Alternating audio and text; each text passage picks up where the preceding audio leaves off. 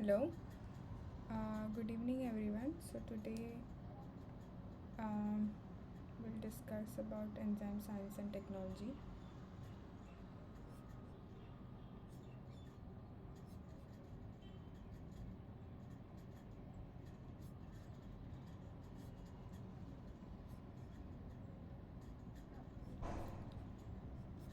So in the previous lecture we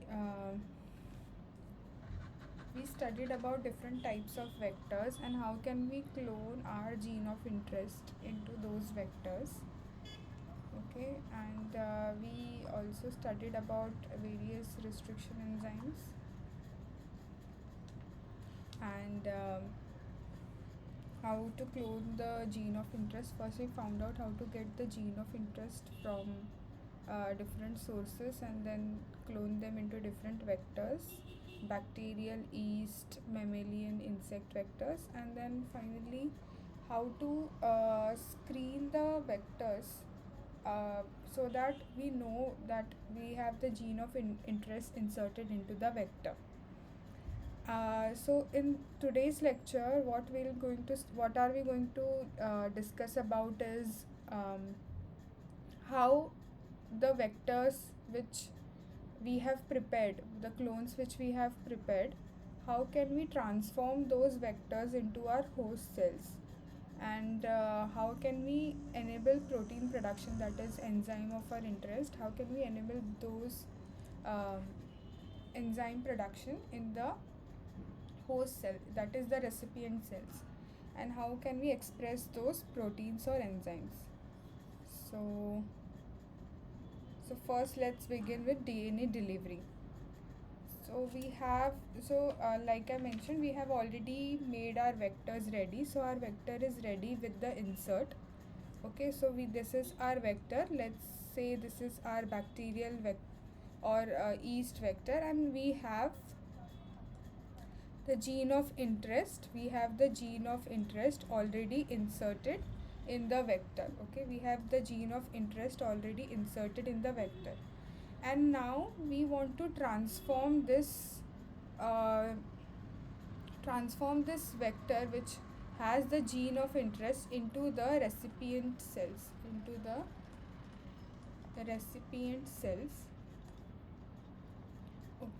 okay. And the downstream application of this is that we need to express our gene of interest. We need to express the gene that is will make protein out of it.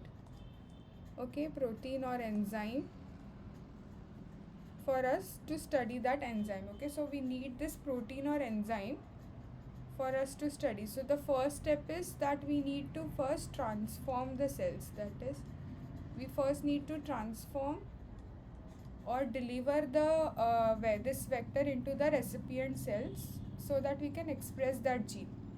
Okay, so now how do we do this?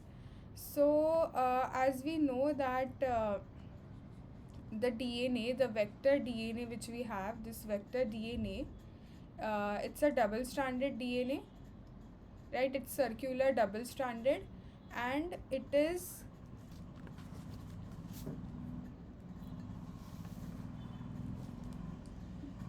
negatively charged. Okay, it is negatively charged. Why is it negatively charged? Because of all the phosphate groups, it has a negative charge on it. Okay, so we have on DNA, we have a phosphate group, we have a sugar molecule, and we have nucleotides. So the whole DNA molecule has a phosphate group in its backbone, and that's why it is negatively charged. So in order to transform the recipient cells, we need to have our recipient cells. If this is my recipient cell, okay, if this is my recipient cell, let's say this is my recipient cell, we need to make this cell somehow positively charged. Okay, so if we make this cell positively charged, then only the DNA will go and it will get inserted. Then only the cells can be transformed.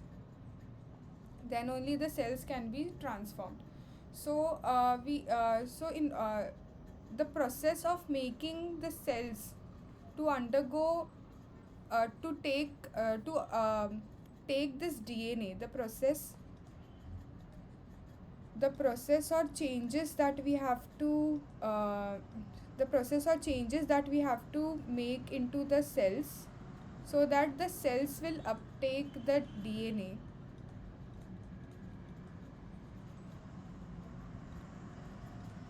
This process is known as this is known as making cells competent. Okay, and this process is known as competency. Okay, so this is by making cells more competent, you are increasing the chance to so that these vector molecules will be taken up by the recipient cell. So there are different mechanisms in order to make the cells competent. Okay, so we'll study the competency also.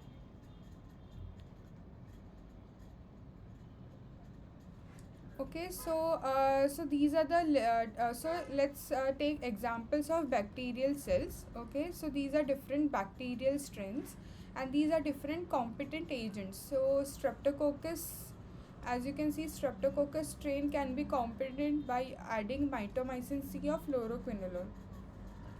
Similarly, Bacillus subtilis can be competent by adding UV light, by just um, in the presence of UV light. Helicobacter pylori will be competent in presence of ciprofloxacin. Uh, and we have most common E. coli cells which we used for transformation. And in order to make E. coli cells competent, we use calcium chloride or rubidium chloride. Okay, so this calcium chloride molecules, they will make, so these calcium are itself positively charged ions, right? These are positively charged cations, and they will coat around the cell, making it positively charged, so that it will readily take up the DNA, right? So that it will readily take up the DNA.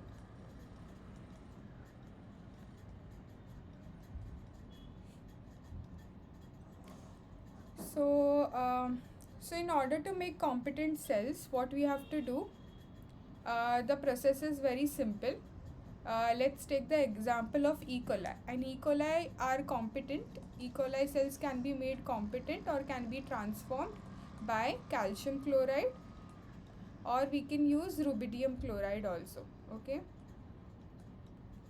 So by using calcium chloride, what we have to do? So the process is very simple. First, we have to take a single colony, and you have to grow the single colony until it reaches log phase. Okay, so this is very important, that the cell should be in the log phase. So in the bacterial growth curve, we have, so so let's say this is the bacterial, this is the number of cells, and this is time. So initially when we inoculate the cells, there is very slow growth rate. Okay, there is very slow growth rate, or we can also say it's a lag phase, and then suddenly the growth rate shoots up. So this is the lag phase, and this is the log phase. Okay, the exponential increase in the growth of the cell is the log phase. And then finally when it reaches stationary phase. Okay, so this is the stationary phase, and then there is a decrease in the cell population because the nutrient supply is exhausted. So that's why there is increase in cell death, and that's why this is the death phase. Okay, so it is very important that cells should be in this log phase. Okay, it's very important that cells should be growing in the log phase. And when the cells are in log phase, in the test tube you can pellet down the cells and add cold calcium chloride. So this is the cold condition. In the ice bucket, you have to incubate the cells with calcium chloride, and with this calcium chloride you can add the vectors of your interest. So you can add the vectors with the gene of your interest. Okay, so this is the gene of interest here. You can add it along with the vectors. added along with the competent cells. So what will happen now? The calcium chloride will make cells positively charged, and in cold condition there will be also a little bit pore formation. Okay, there will be pore formation. So there will be two things happening. There will be pore formation in the cells, and they will also be positively charged in order to take up the DNA. So the next step is heat shock. So wherein we after incubating the cells in calcium chloride in the cold condition, we immediately put it at 42 degrees Celsius, and this process is known as heat shock, wherein these pores which are formed are now closed, and the vectors or the DNA is taken inside the cell. Okay, and this heat shock also induces different recombination processes, and this recombination processes are responsible for the host so that the host will it will induce different heat shock proteins and heat response gene elements, which will be responsible for the proper growth of the cell after such harsh treatments to the cell. Okay, then we can just plate the cells. So the cells which have now taken this gene of interest, uh, if they have transformed if they have transformed suppose the gene of interest was ampicillin resistance gene. If this was ampicillin resistance gene, then what will happen? It will give the cells ampicillin resistance. So when we plate those cells on the plate containing ampicillin, all the negative cells will die. Only the positive colonies will appear after the incubation. So this is the general transformation process in bacteria. Okay, also there are different precautions that we must need to take in order to do this transformation. So what are the different precautions that we need to take?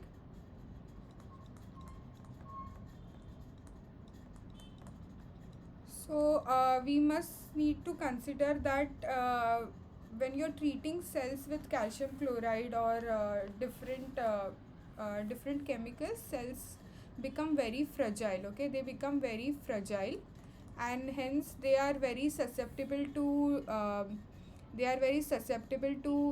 centrifugation or even pipetting. They are very susceptible to the pipetting.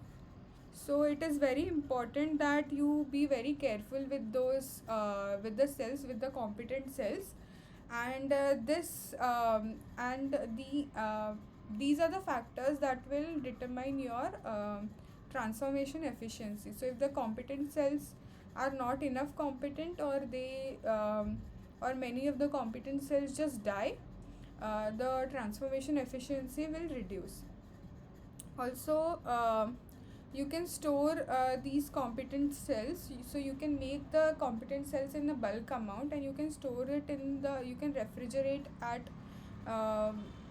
you can store it in minus 80. You can store it in minus 80 degrees Celsius, and then you can thaw it and again reuse whenever you want to transform the cell. So it is very important that you have good competent cells with you. Then there is next another very efficient process of transformation is electroporation. So in electroporation method, what happens? We give pulse of electricity, we give electric pulse, okay, to the cells, and what will happen? This pulse will create pores, just as we seen in the calcium chloride method, that this pulse electric pulse will create pores, and these pores are big enough, like these pores are big enough and very effective enough to take up the vector DNA. Okay, so these pores will take up this vector DNA, And then finally when you put it under normal conditions, this pores close up. Okay, and the vector is transformed inside the cells.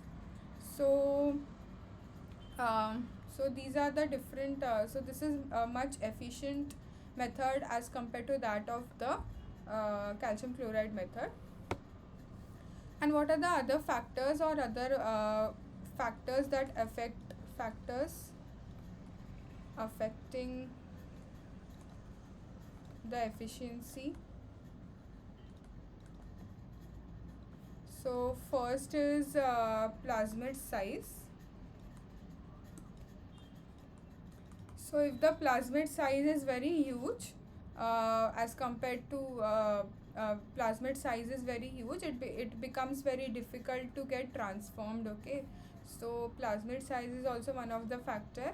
And then shape of DNA. What do you mean by shape of DNA?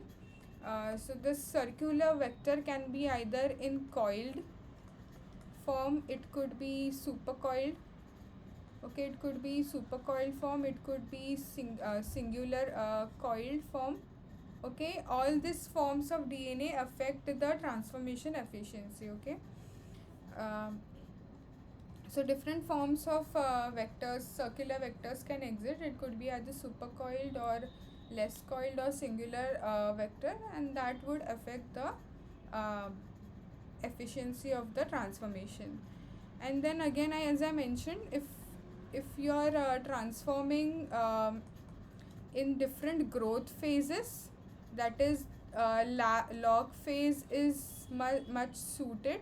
But if the phase changes or the cell's health declines, then the efficiency of transformation will also reduce. And the last factor is again electroporation method, the type of method. So electroporation method is much better as compared to calcium chloride method. So so if you want much better efficiency, then you should go for electroporation method. The only drawback of electroporation method um, is that you need to have the electroporation machine in order to electroporate your cells. Okay, so these are the different precautions and factors which affect the efficiency of transformation. Now let's move on to yeast transformation. So this all we studied is for bacteria, it's for E. coli. Okay, specifically for E. coli. So for yeast, we have different method of transformation. So we have yeast cell. So the one special thing about yeast cell is that yeast has a cell wall. Okay, even bacteria cells have cell wall, but yeast cell wall is much more complex. Okay, it has a plasma membrane and a cell wall. So it is very difficult to transform yeast just by calcium. With calcium chloride, it is very difficult to transform in yeast cell wall. So in this method, what happens is first we use a zymolase, which is the enzyme, and it will partially break open the yeast cell wall. Okay, so now this yeast cell wall is partially digested. After digesting this yeast cell wall, what we'll do, we'll add polyethylene glycol. Okay, so we'll add PEG coated vector molecules.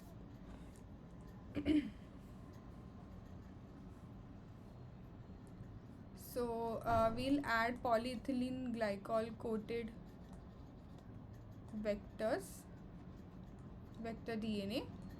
Okay, now this polyethylene glycol coated vector DNA will now be readily taken up, okay, by these yeast cells, which have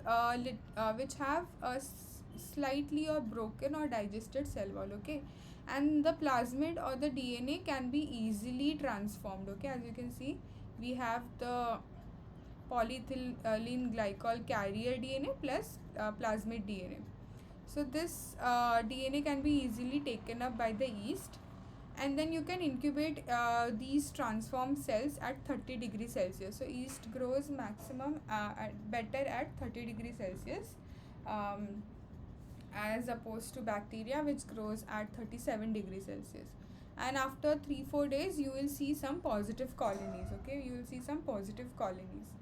So again we can add the plasmid containing antibiotic resistance, or you can have other screening or selection markers which will help you to screen those positive colonies. Okay.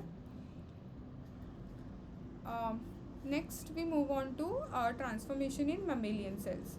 So the transformation in mammalian cells is much more complex, since mammalian cells don't have any cell wall, but the lipid bilayer is much more complex than that of bacteria or yeast. So there are four different methods of transformation in mammalian cells. First is chemical transfection. Okay, wherein we use we'll discuss this in detail, where we use calcium phosphate. Okay, calcium phosphates plus DNA carriers. Okay, and there is one second method also in chemical transfection, and the second method is we use liposome or lipoplex method. Liposome or lipoplex method. Okay, the third method is bactofectin method, in which we use bacteria as the carrier of the plasmid. Okay, and the fourth method is transduction. Transduction is again very simple. We use phages or virus as the carrier of the vector plasmid. Okay, so we'll study about these four methods briefly, very short period. So first is the chemical transfection method. So in chemical transfection method, what do? We use this calcium chloride and phosphate buffer solution, and and then we mix our DNA. Okay, we mix our DNA or vector, okay, along with this solution. So this solution will be negatively charged because of phosphate ions. Okay, and both positively and negatively charged. So our calcium will be positively charged and our phosphate will be of negatively charged.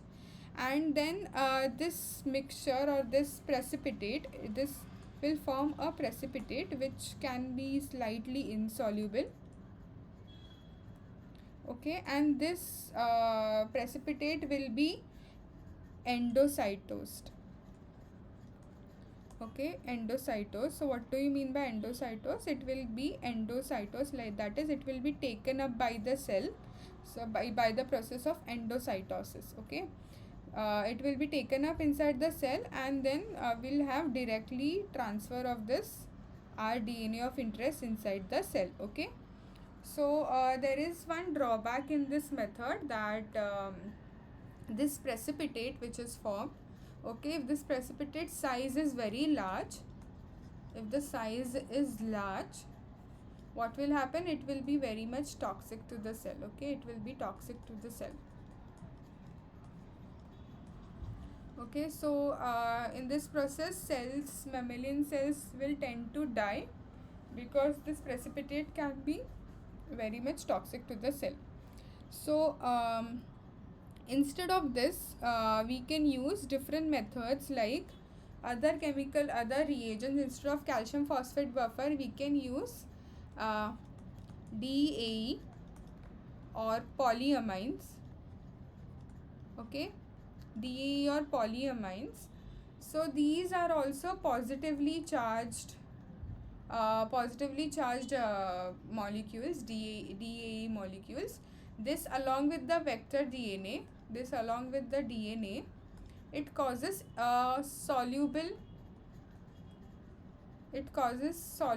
fractions or soluble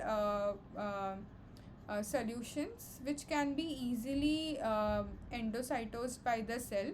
Okay, and it is not at all toxic. It is not toxic to the cell. So instead of using calcium phosphate buffer, we can use DAE or polyamines. Okay, so these are not at all toxic to the cell. Yeah, so this method is known as polyplexis method. So in this polyplexis method, as you can see, we are using this is a plasmid DNA, and this is the lipid reagent. Okay, so this contains DEAE or polyamines. Okay, so we mix this together nicely, and then we just transfect this um, using transfect this, and this will be endocytosed by the cell. Okay, so the next method was liposome or lipoplex transfection. So here we are using a lipofectin reagent. So this reagent, lipofectin, is these are made up of lipid molecules only. These are made up of fatty acids. Okay, these are fatty acids only, kind of, and they will mimic the same lipid bilayer condition as that of our plasma membrane. Okay, cell membrane, it will mimic the same condition, and what will happen, again it will interact with the cell, and it will get endocytosis. Okay, it will merge with the cell membrane. Okay, once this DNA lipid complex it can get merged with the cell membrane, and it will form a endosome, and then you can release the DNA vector. Okay, so the process from here is same, just instead of different chemical reagents, we are using a lipofectin reagents, and this lipofectin reagents are essentially lipids or fatty acids. Okay, and in the third method, which we are using bacteria as a carrier DNA, what will happen, so this bacteria first bacteria will take up the DNA. Okay, so we'll transform this DNA in the bacteria first. Okay, and this bacteria will infect our mammalian cells, right? These are our mammalian cells. So there are different bacteria that can infect the mammalian cells. So again, the infection will be by endocytosis only, and then this bacteria will be taken up by the cell, and this bacteria will be lysed inside the cell, and then it will release the DNA of our interest. Okay, very simple. So in the bactofectin, we are using a bacteria to carry the DNA instead of lipid or other chemicals. We are using a bacteria to carry the DNA. And in the transduction process, we are using phage. We are using virus particles. So what we are doing, so first we have the bacterial chromosome with the gene which we want to integrate. So this is the gene which we want to integrate in the host cells. So first the bacteria will infect these cells, and what will happen, it will cleave, it will chop off this DNA. Okay, and this DNA will get packaged inside these phages. Okay, this and then we'll have then we'll release the phages, will lyse open the cell. The phages itself will lyse open the cell, and it will release the phages that will contain our gene of interest. Okay, now this gene of interest which is present in the phages, we can use this phages to infect our recipient cell. Okay, where we want to transform. So this gene of interest will get when we infect this, the phage will transfer that gene of interest in the recipient cell. Then by the process of homologous recombination, the gene, this black fragment, can be integrated in the host chromosome, or it could be either remain as the extra chromosomal DNA. Okay, so this is very efficient process of transduction. It is very efficient. Phages are used very widely to transform the cells. Okay, now we have transformed our cells with the vector DNA, with the plasmid DNA. So the plasmid DNA can have now different selection markers or screening markers, like different antibiotic resistance genes or blue white screening. Okay, So we'll discuss about how do we select those different types of clones. Okay, how do we know that we have our gene of interest gotten transformed into the host cell? So we have enzymatic methods. Okay, we have enzymatic methods wherein the gene of interest will create a product, or it can create an enzyme, and then we can simply add product or enzyme to those to the we can simply add the product or enzyme to the enzyme or substrate to the reaction, and we can check whether we can screen our clones. The next and very popular which we know is antibiotic resistance.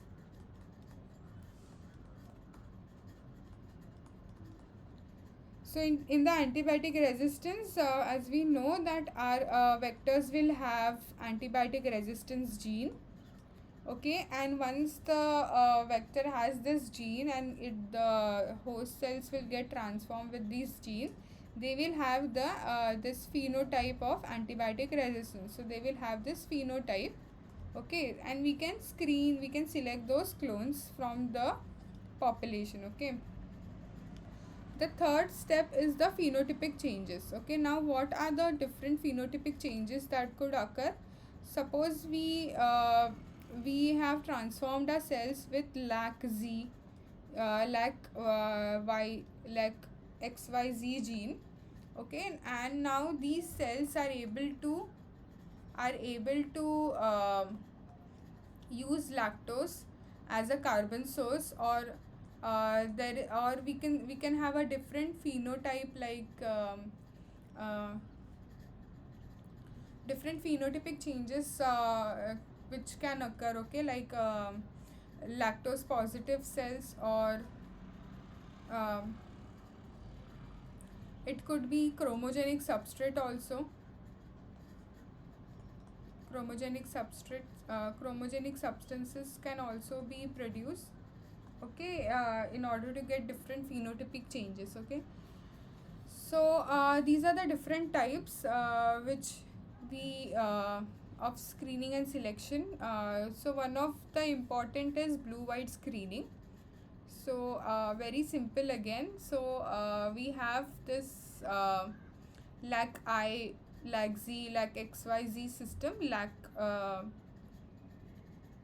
xyz system. So from this gene we have a inactive beta galactosidase gene, and then when we transform the vectors with the lac z gene, so it doesn't have a lac z gene here.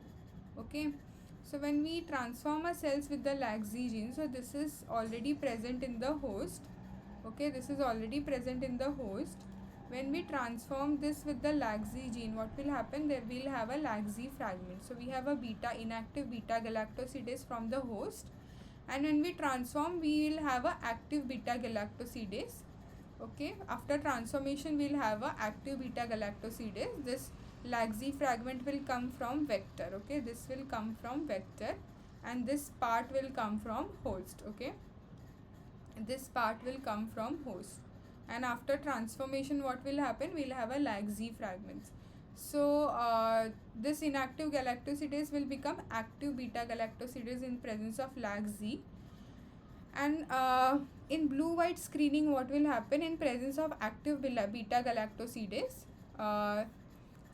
there will be cleavage. So this beta galactosidase, okay, this beta galactosidase, it will cleave this bond. Okay, it will cleave this bond between the lactose and a indole derivative. Okay, this is the indole derivative which will give the blue color. Okay, so this active beta galactosidase will cleave the bond between these two, lactose and beta indole derivative, and it will give us a blue color product. Okay, it will give us a blue color product. So only cells which are transformed with laxi gene, okay, will give blue color colonies. Okay, whereas if we don't have a lab, if the cells are not transformed, there won't be any laxi gene, there won't be any laxi fragments, and we won't get any active beta galactosidase, and we'll have a white colonies. Okay, we'll have a white colonies. So this is how blue white screening occurs. So in a plate we'll have a mixture of blue colonies and white colonies. So we have to pick up only blue colonies because it has the gene of our interest, that is laxi gene. Okay. Then again, antibiotic selection. Suppose we have a recombinant clone here which has this insert. Okay. So when we cut the clone, when we cut the vector, it has the cut vector will not get the cut vector, as you can see, it is empty vectors. So these are also known as empty vectors because they don't have any gene of our interest. Okay, and there won't be any transformation with empty vectors, and even there is a transformation, we won't see any colonies in the ampicillin plate because in the plate we have added the ampicillin drug. So this drug will kill all the cells which don't have ampicillin resistance gene. Okay, and then only ampicillin positive cells will grow, as you can see, which has the insert in them. So this is one of the selection. Another selection is the complementation selection. So this is the positive complementation selection. So what happens here, we have a ura3 gene. Okay, so this is a ura3 gene. Okay, and this ura3 gene is responsible for OMP decarboxylase protein. It is responsible for this OMP decarboxylase protein or enzyme, we can say. And this OMP decarboxylate, what it does, it will cleave 5-fluoroauritic acid and it will give us fluorodeoxyuridine, and this fluorodeoxyuridine is toxic to cell and it will not have any colonies. Okay, so this fluoroauritic acid is supplemented by us in the plate. Okay, it is supplemented by us in the plate. Whereas if this is a gene of interest, okay, GOI, gene of interest, if we have inserted this in the in here in the ura3 gene, where we have a BAM-H1 restriction site, okay, what will happen, this gene of interest will get inserted here and it will disrupt this ura3 gene. Okay, it will disrupt this ura3 gene. Okay, this will disrupt the ura3 gene, and what will happen after disruption, there won't be this functional protein, it won't be a proper functional enzyme. Okay, not functional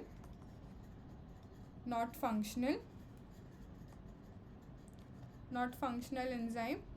So even if we add fluoroauritic acid in the plate, what will happen, this enzyme will not able to convert it into a toxic compound, and thus we'll have the cells. Okay, so those which do not have this insert will die because it will be toxic to those cells, and the cells which have the insert will have a non-functional enzyme.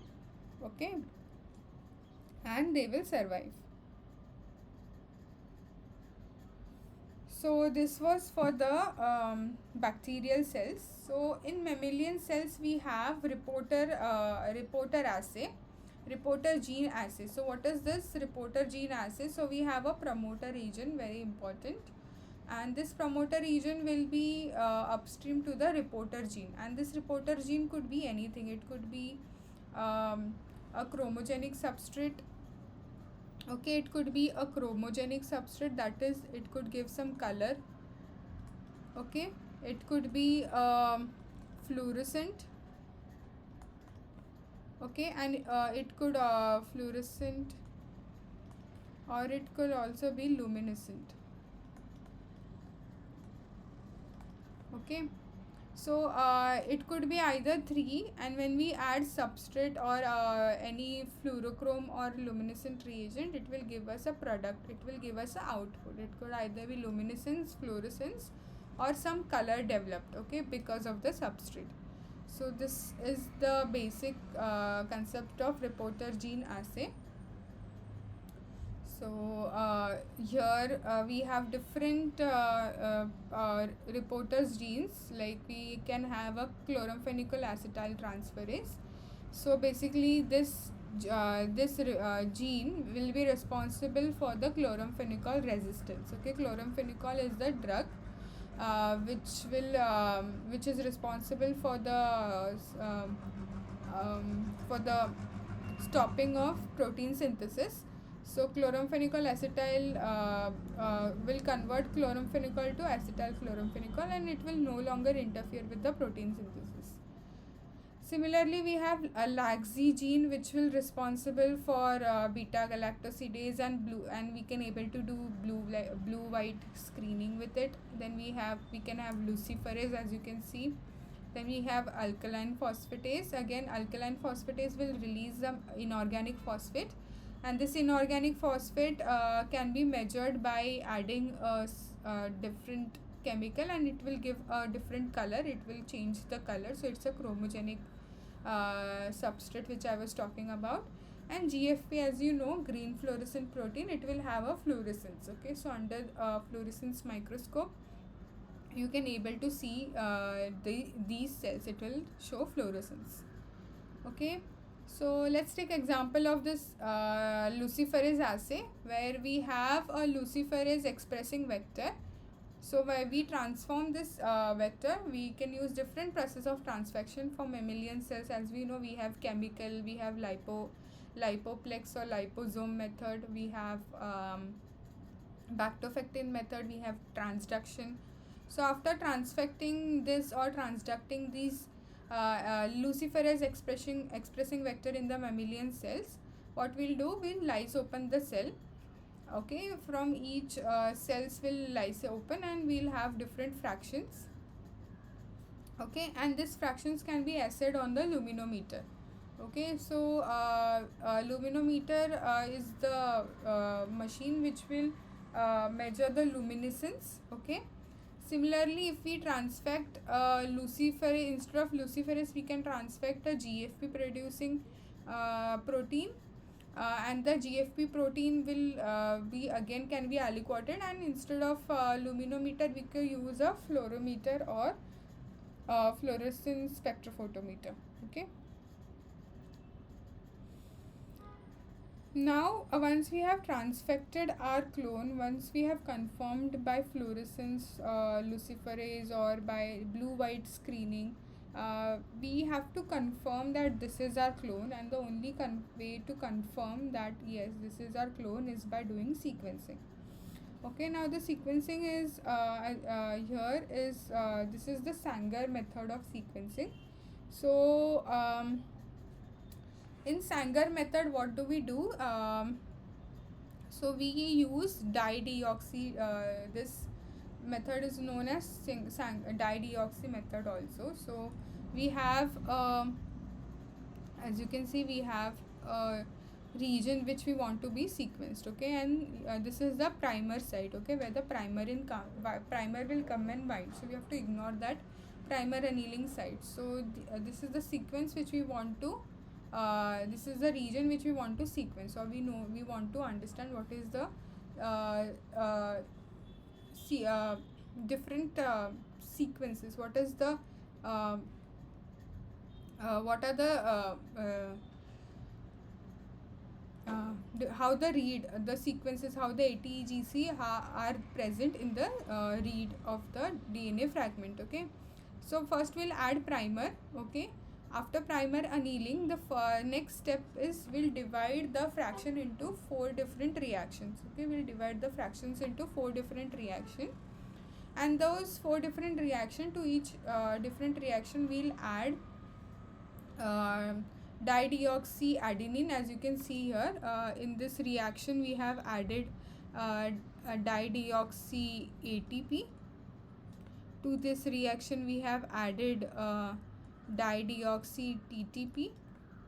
To this reaction we have added dideoxy GTP, and finally we'll add dideoxy CTP. Okay, so we'll make 4 different reactions of this single annealed primer. Okay, we'll divide this into 4 different tubes, and to each tube we'll add dideoxy ATP, TTP, GTP and CTP. Okay, now what is the significance of this dideoxy?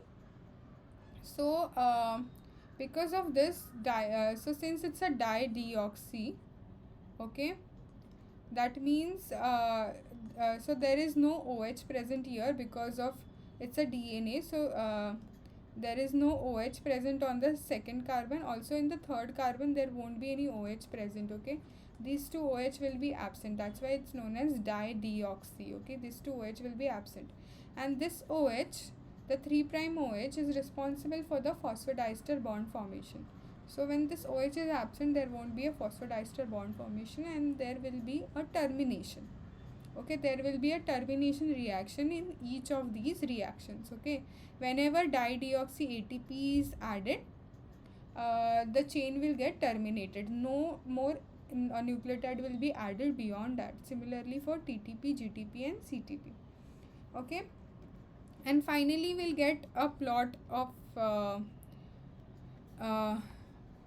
finally when we run this fractions on the SDS page, so each of these reactions can be run on the SDS page, as you can see. So this is T, G and C. So we'll whenever so the lower molecular bands or single nucleotide bands will be running faster. So we'll have a band at the lower region here. Okay, and as soon as whenever there is so how to read this is, whenever there is T, there will be a termination reaction. So the termination reaction for T can be seen in the second lane. Similarly, termination reaction for G has to be seen here in the third, and C in the fourth lane. Okay, so the low molecular bands will run faster, and that's why you have to read the sequence from the lower end. Okay, from the lower end, and since this is the lowermost band, which in the A, that is the first section, A, first lane, so we can say the first nucleotide was A. Okay, followed by T. So we have T here. Then again we have a molecular weight here. Above this we have here. Then we have A again. Similarly, you have to read it in this fashion. Okay. Then again we have to come back here. A. Then C, G, T, and so on. So this is how you read this gel image, and you can sequence short fragments accordingly. So in the Maxim and Gilbert sequencing, instead of using dideoxynucleotide, we use different chemicals. So we use different chemicals which will modify different bases. So we are using dimethyl sulfate. Okay, at pH 8, what it will do, it will modify guanine. Okay, so similarly after so we'll also divide again the fractions into 4 different or 5 different reactions like this, and we have different modifying chemicals. Okay, we are, instead of using dideoxy, we are using chemical, we are doing your chemical modifications here. So the dimethyl sulfate will modify G. Okay, and then piperidine formate, okay, it will modify A plus G. Okay, it will modify A plus G. Similarly, hydrazine here, hydrazine will modify C plus T, and NaCl or hydrazine with NaCl in presence of base will modify only C. Okay, so after these modification, they are cleaved. So these are cleaved again by a base which is piperidine or NaOH. Okay, these are the bases which are used to cleave. So instead of termination reaction in dideoxy, we cleave the bases after the modification, and this base cleavage is done by piperidine or NaOH. And again we have to read in the same fashion what we did um, in the Sanger sequencing, but here instead of A, we'll be reading G plus A, but since we have G already here, we'll only consider this lane to be of A. This lane will be of G and this lane will be of C, and since we are reading C here, this we can consider for T. Okay, so similarly all those 4 lanes again we can read as same as that of we did it in the Sanger sequencing, that we have to start from lower molecular weight, that is G here, GA, then A, T, like that. Okay,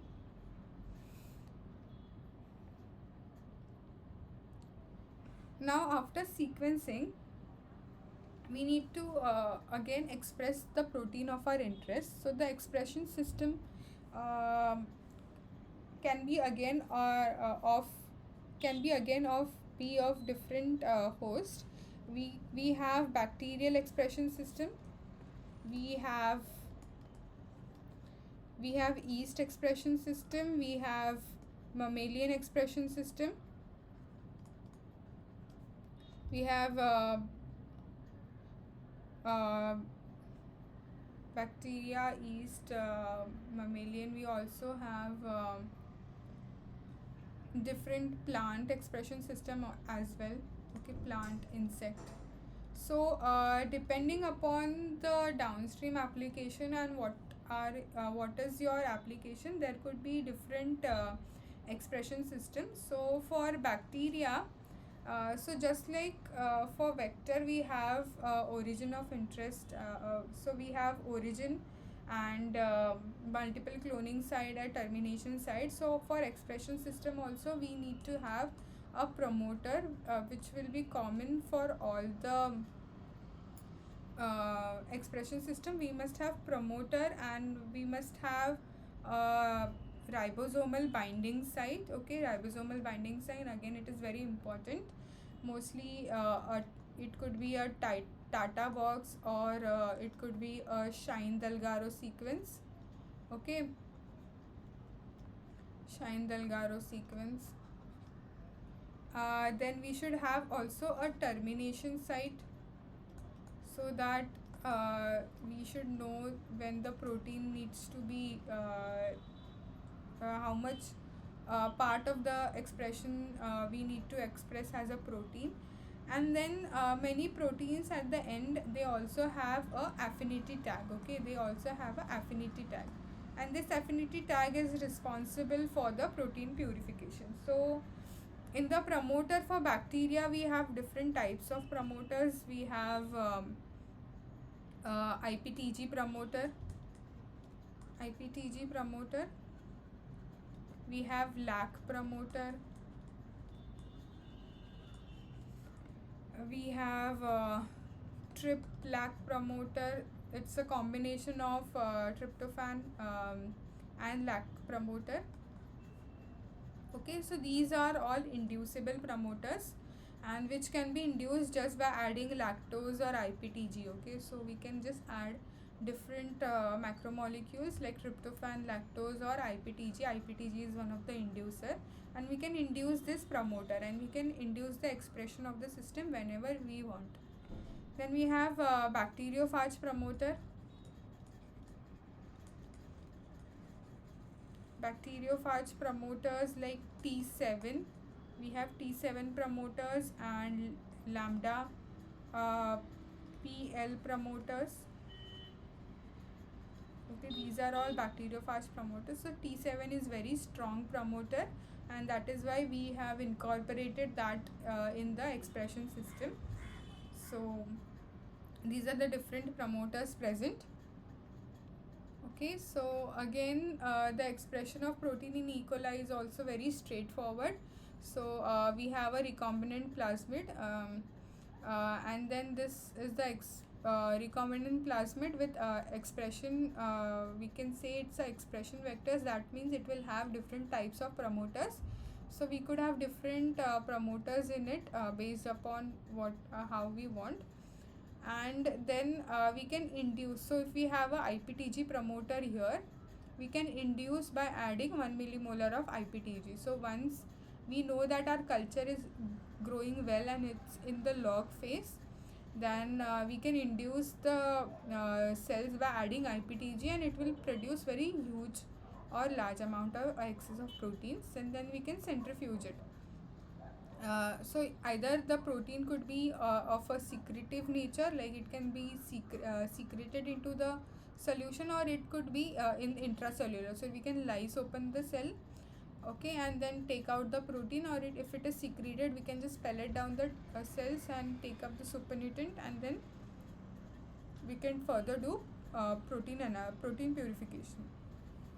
So this is the Western blot image. Generally, in order to see the expression levels, we use Western blot, and we can use other purification technique also. So that's why we have different fusion proteins. Okay, so what are these fusion proteins? So we have, as you can see, we have different fusion tags like beta galactosidase, which can be further used either for selection or screening purposes, like blue white screening or affinity purification. Then we have maltose binding protein for affinity purification. Then this maltose binding protein will bind to maltose, and thus we can separate this protein out from the other cellular proteins or other impurities. Then this is very common protein fusion tag, polyhis tag, and this is widely used for affinity purification. This polyhis tag has a high affinity to this. This can be easily separated using affinity chromatography. Then we have GST and alkaline phosphatase. This alkaline phosphatase, as I mentioned earlier, it's a chromogenic substrate, so it will show color. Then thus it is very easy for us to do a reporter gene assay, okay, for screening purposes. So this fusion, so different fusion proteins are used in order to do either they have different applications. So we have different downstream applications like purification or screening or selection, okay. So depending upon what we do, what we want to do at downstream, we can have different fusion protein tags. Now for the yeast system is also very similar to that of E. coli expression system. Yeast system also have different promoters. So there are two different strain types in yeast.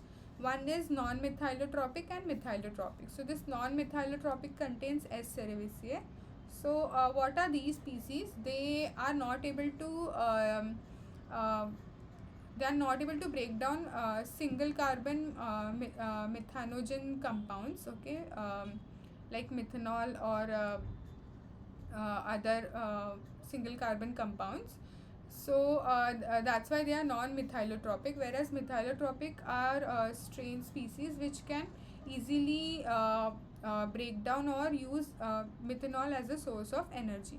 So we have P. pastoris as methylotropic, and in yeast expression systems we have constitutive promoters and inducible. So constitutive promoters are those which are continuously expressing the protein of interest. So as soon as you start growing yeast cells, your protein will start getting produced, okay. There won't be any induction of the protein, okay, by you.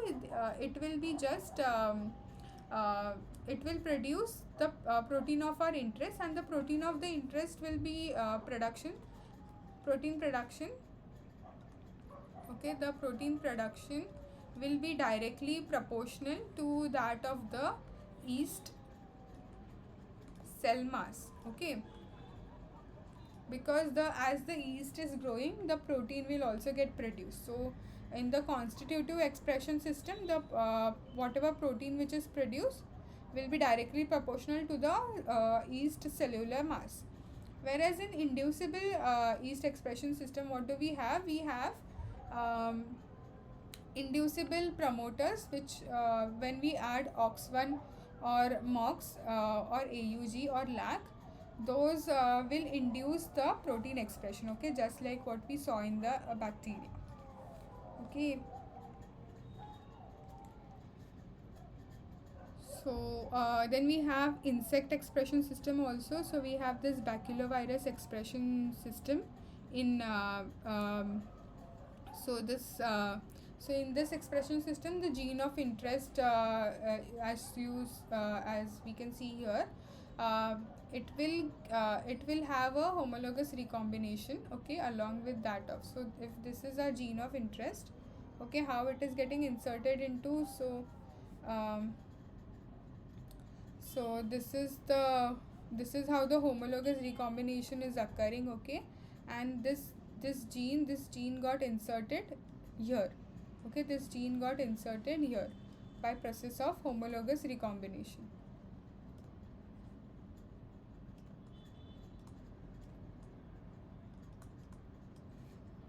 Okay, so this is the so what is the procedure? So the SF9 cells are the cells which are susceptible to this baculovirus, and so we culture the cells in the culture dish, and then we add this virus stock with the gene of interest, and by homologous recombination, that gene of interest will get inserted into our host cells, that is SF9 cells. Okay, then we can centrifuge the cell. So we can either lyse open the cell in order to isolate the cytosolic protein, or we can just use the supernatant, throw the pellet, and we can from the supernatant we can isolate the secretory protein. Okay, now in the mammalian system, so these are the different mammalian cell lines which are used. So if I want to clone different proteins, like if I want to clone insulin protein, so insulin protein is much more stable in only particular type of origin, like for example, few proteins are much more stable in kidney cell line or fibroblast cell line. So accordingly, we will clone those proteins in those particular origin of cell lines. Okay, so the type of expression in mammalian cells is either transient or permanent expression. So what is transient expression? So in transient expression, what happens? The expression is the insert only stays in the cell up to 72 or 80 hours. Okay, not more than that. Up to 72 or 80 hours it can stay, the insert stays in the host, okay, or the mammalian cells. So here the mammalian cells are the host, so the insert will only be stable at 72 or 80 hours. So here we have taken COS7 cell lines, and after transfection, these are the positive cells which we got, which has the vector inside, positive cells with vector. Okay, and this will contain the vector only for 72 or 80 hours. So this process of expression is known as transient expression. After that, the vector can be is eliminated, or the expression doesn't continue. Okay, whereas in the permanent expression, the gene of interest gets integrated into the chromosome directly. Okay, the gene of interest by homologous recombination gets integrated into the chromosome. So and the expression permanently stays in the cells. Okay, it will stay until the cell is alive. So the process is same here.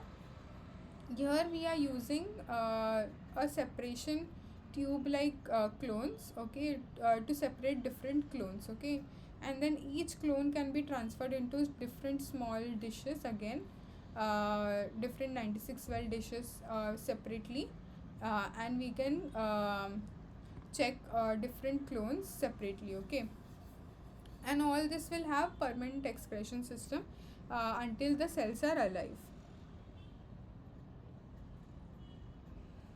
Now finally, how do we analyze this expression of different proteins? So the protein expression is analyzed by different methods, but most widely used is Western blotting. So what is this Western blotting procedure? So in Western blot we first run the SDS gel. Okay, so we run SDS gel. Okay, and this SDS gel, then we transfer this as our protein. We transfer our protein onto nitrocellulose paper or PVDF membrane. Okay, PVDF or nitrocellulose. Okay, any of those. So we transfer this gel. Okay, we transfer this proteins onto this PVDF membrane or nitrocellulose membrane. So I kind of like replicating or transferring all the proteins onto a membrane. Now this membrane can be further probed by different antibodies. Okay, so first this membrane can be probed by primary antibody. Okay, as you can see, this primary antibody will be specific.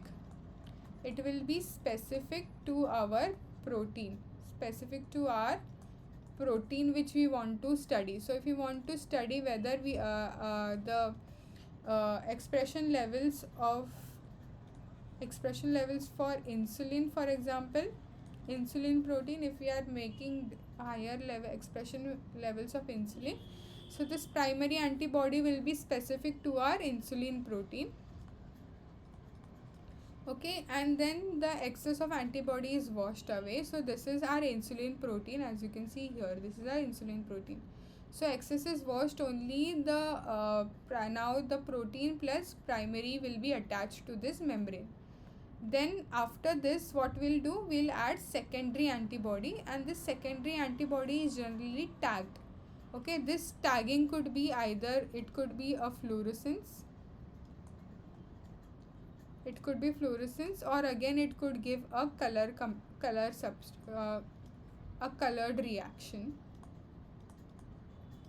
Okay, so this secondary antibody will be specific to the IgG or this constant region of the primary antibody. Okay, FC region of the primary antibody. And then after like so when we check the fluorescence or the if we see a colored reaction on the membrane, you will able to see that that the protein of interest is present, the insulin is present in this at insulin is present here, and then we can map the expression levels. Okay, then we can map the expression levels, or we can measure the expression levels. Okay, then we can compare this with different vectors. Okay, different insert, like which clone is giving you maximum expression, and then we can compare the different expression levels. Okay, so now we move on to assignments. Any questions?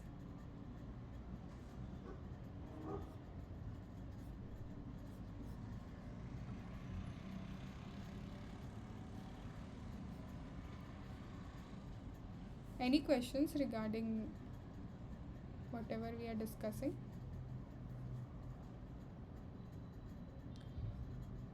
Okay, so we'll start solving the assignment questions. So I'll be checking the chat box also. The chat box will be remain active, so kindly respond in either unmute yourself, or you can put the answers in the chat box as well. Okay,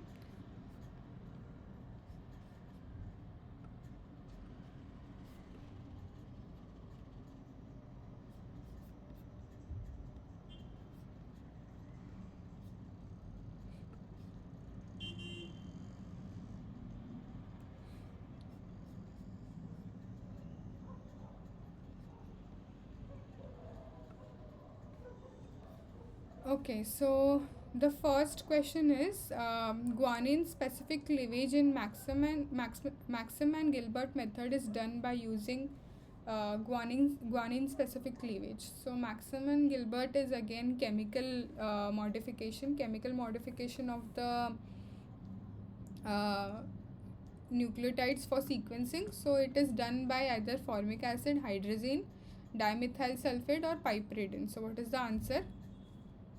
Here is the table also. So you can remember the table. There is not much to remember. We know there are only two reagents, that is dimethyl sulfate and hydrazine, okay, which is responsible for, yeah. So the answer is 3, C. So there are two reagents, dimethyl sulfate and hydrazine, which are responsible for the cleavage.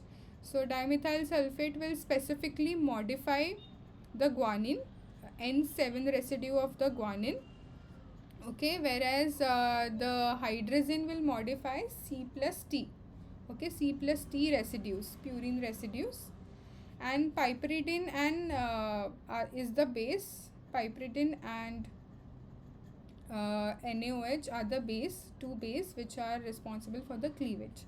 So the correct answer is C.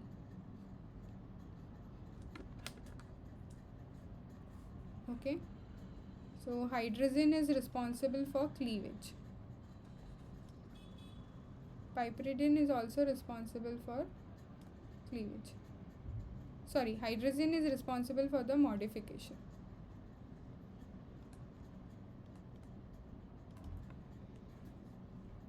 Okay, then again the chemical nucleotide sequencing method is Sanger is dideoxy method, okay.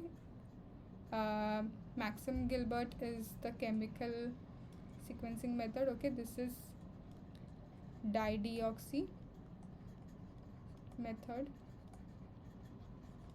right? Very simple. Edmond degradation is which sequencing? Edmond degradation, anybody knows? We studied this in second class maybe. Edmond degradation is for what?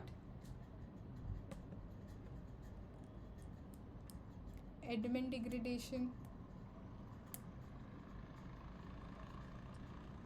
anybody remembers Edmond degradation is for what? You can unmute yourself also.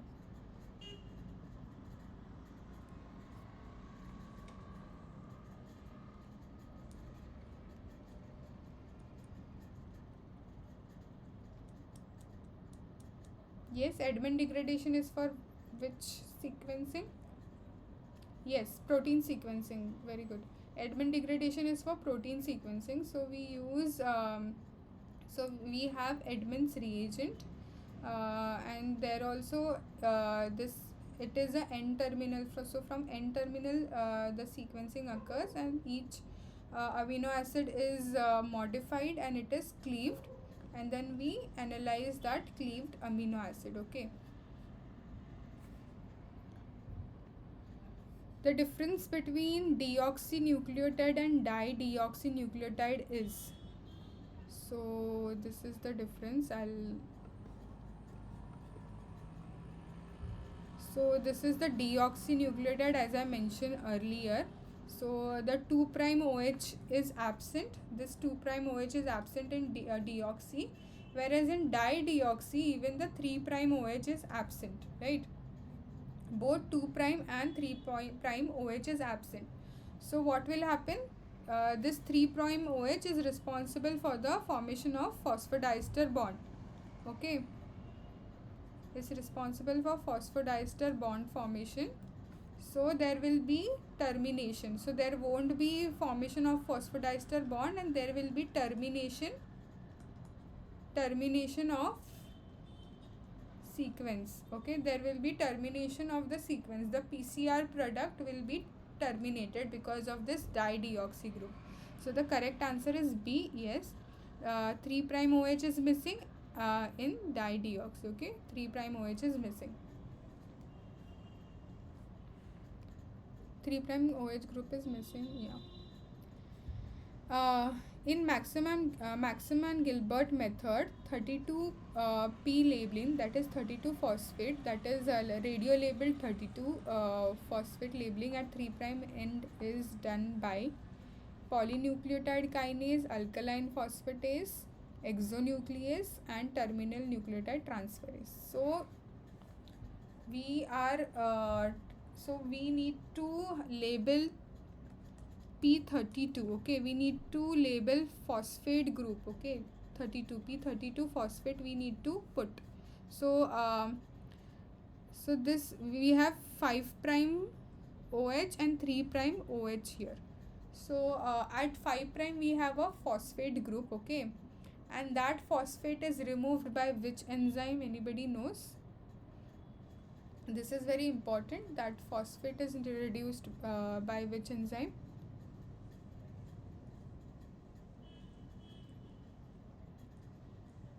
Anybody knows? Yeah. No, the phosphate is reduced by which enzyme? I know the answer is polynucleotide kinase here, but so we have a 5' OH, we have a 5' phosphate, we have a 5' phosphate, and we have a 3' OH. Okay, but we have a 5' OH here. So this phosphate is removed by which enzyme?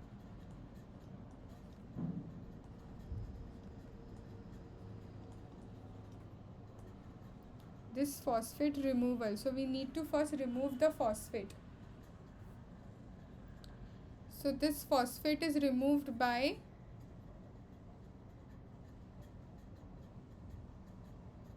anybody knows this phosphate is removed by?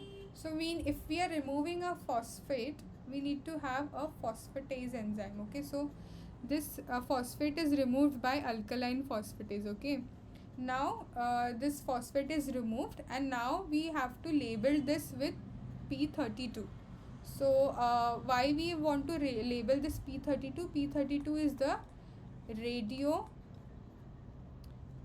this is the radioactive, right? This is the radioactive form of phosphate, right? Radioactive form of phosphate. So we are radio labeling. This is radio labeling of the radio labeling of this strand. Okay, we are labeling this strand with this phosphate. So this is the radio labeled phosphate. So basically we are using now polynucleotide kinase. Okay, so the correct answer is polynucleotide kinase. So we are kinase is transfer. Again, what does kinase enzyme do? Kinase will transfer phosphate. Phosphatase will remove phosphate. Okay, remember this, that kinase will add the phosphate group, and so polynucleotide kinase is adding the phosphate group at 5' end, and this removal of phosphate is done by alkaline phosphatase. Okay, these are very important enzymes. Any questions in this? Is it clear?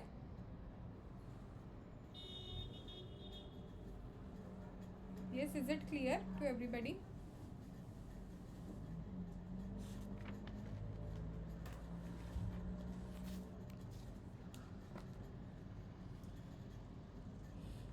Y32. So you got Y32, P32 we are labeling. Yes, Gayatri.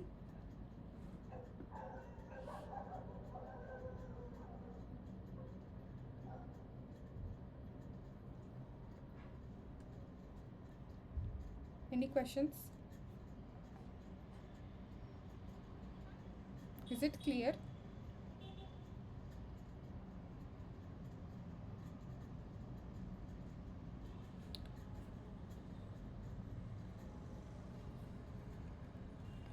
Okay, then we'll move. Blue colonies in blue-white screening represents. So again, what does it represent? Cells that have not taken up the plasmid vector. Cells have recombinant plasmid containing the new insert. Cells containing empty plasmid vector. Cells with non-functional lag Z gene. So what is the answer? Blue colonies in blue-white screening represents what? So cells that has not taken up plasmid vector, matlab here there is no transformation, so the transformation didn't occur. There is no vector inside the host, there is no transformation. What is B? Cells with recombinant plasmid containing new insert. Okay, so this contains gene of interest in the plasmid. Cells containing empty plasmid, so this no gene of interest. Cells with non-functional lag Z gene. Non-functional lag Z gene. So already host has lag Z gene. So cells with non-functional lag Z gene again means no vector. So what is the correct answer? Yes, what is the correct answer for this?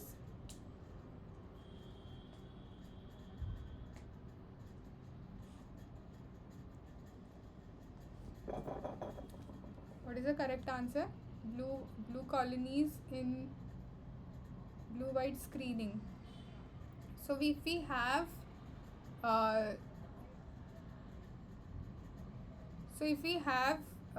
the beta galactosidase gene, okay, so this beta galactosidase gene will only become active. It will only become active when there will be a lag Z gene from the vector. That is, the gene of interest here will be having a lag Z gene. Okay, so this lag Z gene, C, why it is C?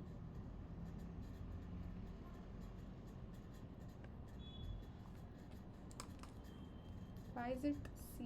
Why it is C?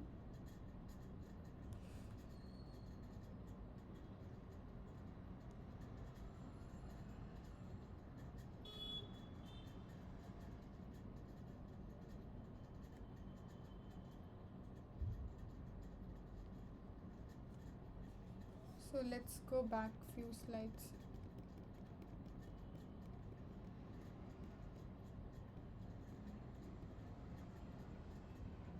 Non-recombinant colonies. Yeah. So here we have, okay, we have so this, as I said earlier, this is in the host, okay. So the host has inactive beta galactosidase gene, okay, the host has inactive beta galactosidase gene. Now the vector, so now this vector, okay, this vector has a lag Z gene on it, okay, and we have transformed this lag Z gene inside the host, okay, this we have transformed, okay. Now this lag Z it is part of this host now, okay. So we have inactive beta galactosidase from the host, and then we have lag Z fragment from the vector, okay. So this is a two system complementary. So we have A from the host and we have B from the vector. So now this lag Z fragment, what will become? We'll have a active beta galactosidase. Okay, now this active beta galactosidase, it will go and cleave here. Okay, from colorless, it will give us blue color colonies. So only those genes which has the correct insert, which has a correct insert, that is lag Z gene, and all the host which got transformed with this correct insert will give us blue colored colony, okay, it will give us blue colored colony. So Understood this?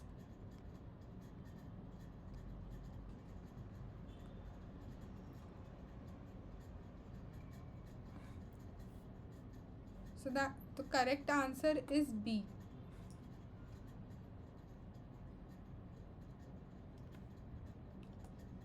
So we have laxi gene, and we have from host we have inactive beta galactosidase.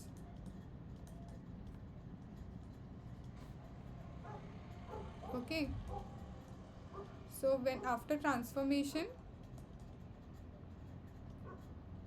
and after expression, we'll get blue colonies. Is this clear?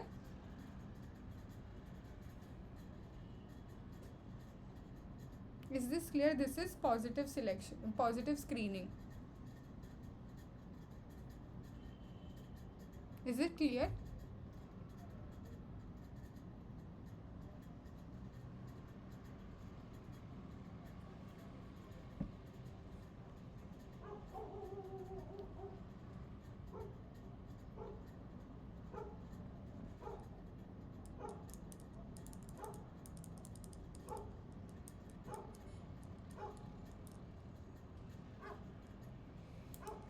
Okay.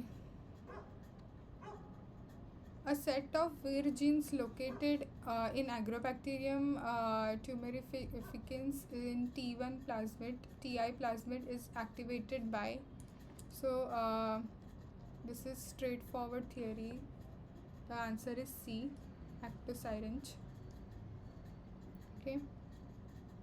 If a culture starts with 50 cells, the number of cells present after 5 generation with no cell death are. So so simply we are using number of cells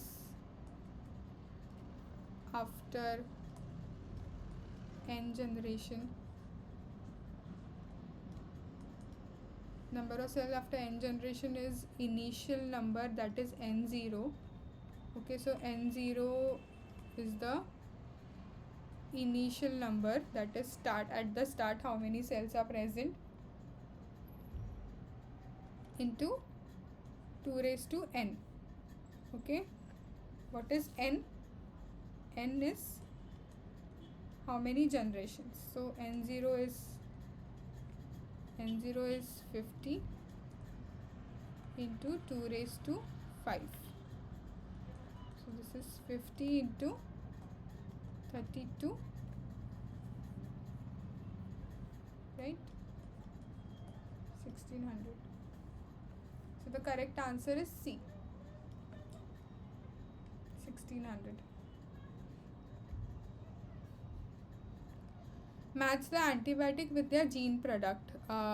So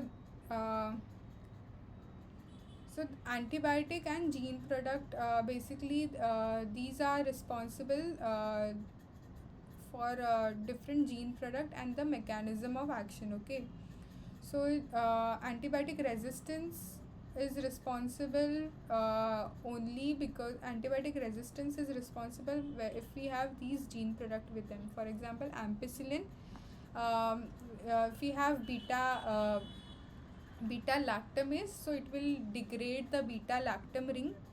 Okay, and then so beta lactam is responsible for the cell wall synthesis. So basically beta lactamase is the gene product, so it will the mechanism is it will degrade the, so here ampicillin is the gene product is beta lactamase. Then for kanamycin is neomycin phosphotransferase is kanamycin B3. So antibiotic resistance can happen if we degrade the ampicillin responsible for the beta lactam production, or which is responsible for the cell wall synthesis. Okay, tetracycline again is responsible for the ribosomal protection, so it is involved in the protein synthesis. So and chloramphenicol is one. So the correct answer is C. Protein synthesis corresponds to the process of formation of amino acids from mRNA. Very straightforward. The correct answer is B. Duplicating required DNA synthesis is DNA replication. Formation of mRNA from DNA template is transcription. Formation of amino acids from DNA template, this does not happen. Then we have cyanogen bromide is used for cleavage of junction. It cleaves after methionine. The correct answer is A. It will cleave after methionine. The portion of growth curve where rapid growth of bacteria is observed is the log phase. So again we have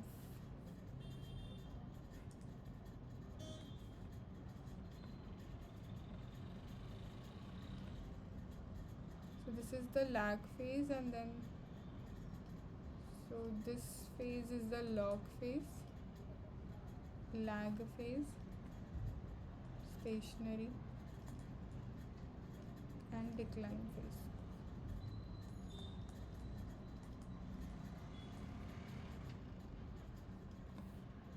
Correct answer is log phase. Adenovirus are the vectors of mammals.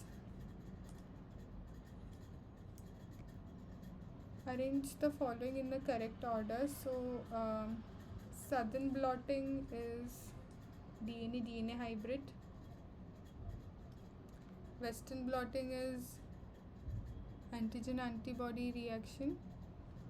Northern blotting is RNA DNA. And then we use southern blotting for DNA fingerprinting. So the correct answer is this C, A2B1. No, A2B4. Correct answer is B.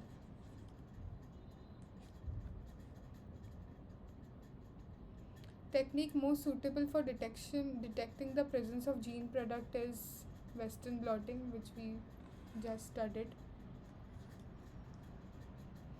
Cleaving peptide chain is done by trypsin. Tyrosine is an amino acid, tryptophan, arginine are all amino acid. So that's the end of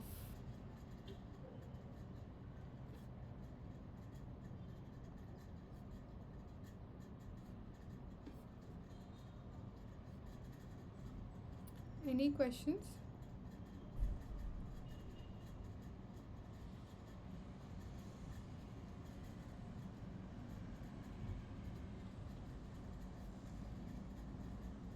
Okay, then we'll stop for today. Thank you.